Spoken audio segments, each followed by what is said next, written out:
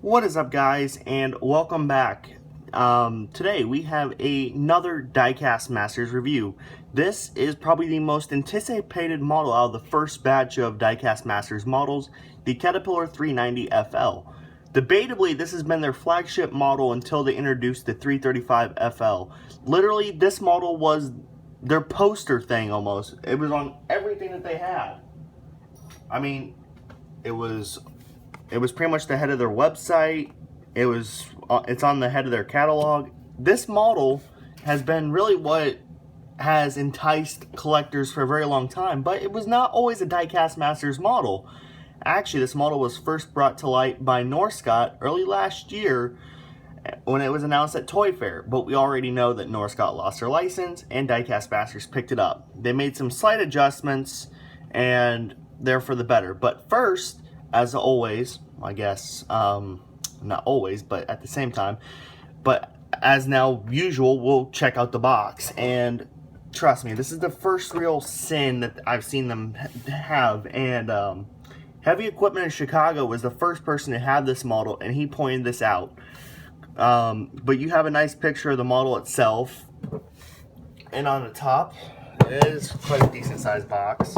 You get the same picture that we've seen for even since Norscot said that they were producing this model. Diecast Masters on the side.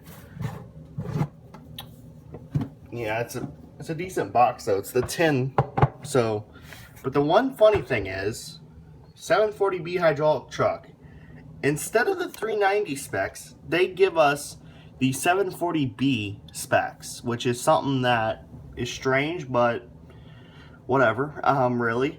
And then another picture of the 390 FL. Now, my friend Anthony Lucibello has seen a 390 FL in real life, and it's a pretty decent sized machine. So, now then, the 390 FL, the real machine, was the replacement for the 390 DL with the Tier 4 final specifications. CCM did make a 390 DL, in which I do have. I probably should have brought it down here and to compare it, but whatever, we're going to continue on. Now, I do prefer the design of the DL, but whatever. So we're going to start off at the action end, and we have this nice black digging bucket, and that's something that's going to be standard for the excavators, especially the 336E that Diecast Masters has re-released. Originally, this is supposed to be a yellow bucket on here, but Diecast Masters changed it, and I think it looks pretty damn good. It's a nice enhancement, I should say. So, anyways, the functionality, I'll have to lift up the camera for this. It goes up about that high. Sorry if it's shaky. It'll reach out that far, and bucket curl is very good. Again, sorry about it being shaky. The bucket will curl in that far. Stick will come in this far, which, you know, it's not really meant to be curled up since it is a mass excavator. Now, the one flaw I've seen, the digging depth, and that literally is it, enough to get the idler off the ground. I don't know what's the deal with that. I know NY Construction Models actually modified his, and so yeah. Now, one good thing is that the operator door opens, which is something we don't see much, and we definitely have not seen it on a cat model besides the CCM ones. And then you have Bob, the mother frickin' builder, in there, just doing his thing. You know, it looks like he's trying to travel the machine since the joysticks are up here and his hands are way over here. So, whatever. You got a nice cab guard on the front, and on the top, you can get a good look. The sunroof is covered up, but you got some nice light detail, and the F-Series, E and F-Series cab on this machine.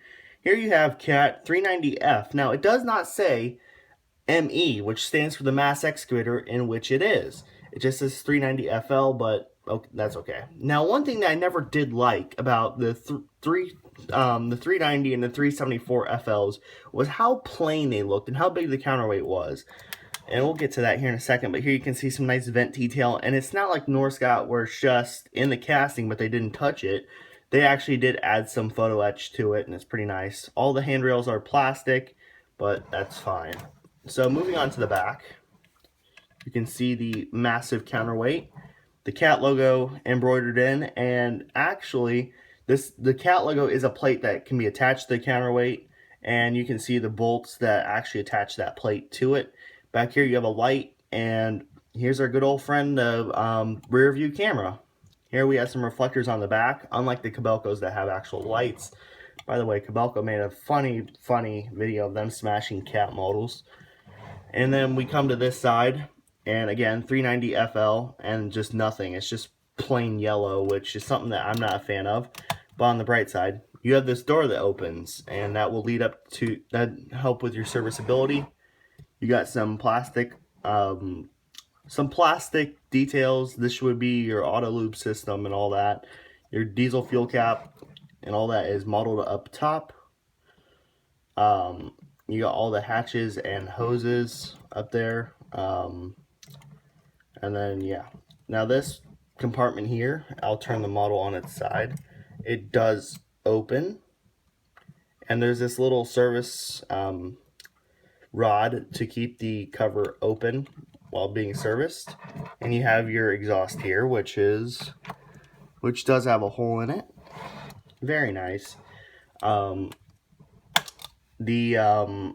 Like I said, it's a very flimsy plastic for all the handrails and the mirrors, so don't really have to be as careful. Like, at least they're not like it'd be nice to see metal handrails, but yet some of the younger collectors would be more prone to breaking them off. And then on this side, Cat Powerage logo, you got your light and some warning decals and some hydraulic lines.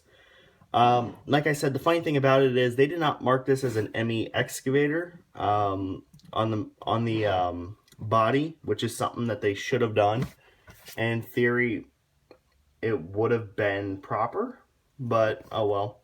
Now then, the undercarriage, nice metal tracks. They do have a tensioner in it, and they will not roll on a hard surface, but I can assure you now, they're very smooth rolling. They're very nice. So yeah, now the one issue that I had with this model out of the box was the fact that the swing on it was so god dang difficult. I made a modification. I took the two screws out the bottom and the plate, and I actually made it a lot better, where you don't actually have to like manhandle this model to get it to spin. It's a lot easier now. Still a little bit tight, but you know, I can live with it. As long as I don't have to risk breaking the model to turn the machine, it's okay. So overall, this model, I'd say out of 10, it would score probably about an 8 out of 10. The main detraction from this model is the digging depth. And like I said, NY Construction Models, he actually tore his apart and then fixed it. And another issue I had out of the box, I'm not sure if everybody's experiencing this, is the fact that the turning is very tight. Like, I'm not even kidding, I had to manhandle this model to get it to spin. But I mean, overall though, it is nice. I mean, it's got some nice detailing. The bucket is a standard 5-tooth bucket and actually has like the indents in the teeth as where the cat logo would be. It'd be awesome to see the actual cat logo on there, but not worried about it. Still, overall though, very nice piece. For the money, I'd say it's worth it, to be honest. And if you did not get a chance to get the CCM 390, then this is a good chance to get a 390. And honestly, I'd actually hope that they made the 374. Now, but at heart though, this is a Norscot model. Let's not make any mistake about that. This is a Norscot model. It's just rebranded as Diecast Masters with some modifications to it. Now, I don't know if Norscot was planning on doing the opening compartments and doors and stuff, which they probably weren't, considering the cheap bastards that they are, or were. But honestly, if it was Diecast Masters that added these opening doors and stuff, they did some great engineering, especially with this cab door. I'm actually very impressed with that. Despite the fact that it's a plastic piece, it's still very nice, and the actual handle is actually extruding a little bit, but Diecast Masters made some nice modifications. I think the modification I like the most, if they did not add the opening compartments, is the black bucket, because it just makes it look more broken up, more better looking. So anyways, guys, that's it for the review. Thanks for watching, guys. Be sure to give it a thumbs up down below. It certainly help a lot. and more diecast reviews coming. I think the next one will be the NZG rollers, the CB and CS 563C, as well as the updated 336 EH by Diecast Masters Northcott in 1 to 50 scale. So anyways, guys, stay tuned for more, and thanks for watching. Have a great day.